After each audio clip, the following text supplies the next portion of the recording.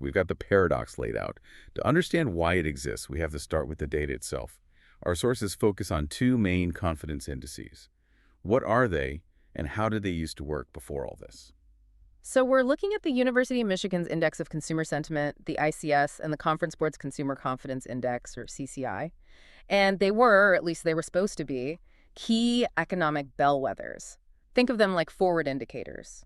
Historically, they would tend to decline before a recession officially kicked off, like leading up to the 2007-2009 crisis.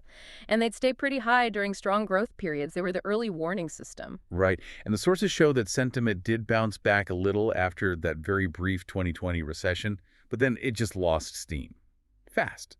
The real puzzle got going in 2021 and 2022, especially for the ICS, which just fell off a cliff, way faster and lower than anyone expected. For any economist looking at that, it had to look like a guaranteed recession was coming. That's exactly why it became such a puzzle. Imagine you're a forecaster.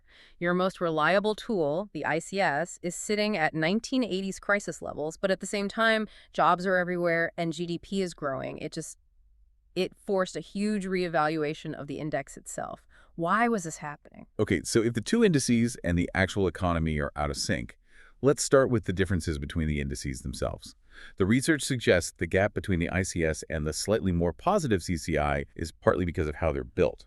What are the key differences there? It's a huge distinction, and it all comes down to the questions they ask. The Michigan survey, the ICS, it specifically asks about your plans to buy large household durable goods. Things like refrigerators, cars. Exactly. Major appliances. Yep.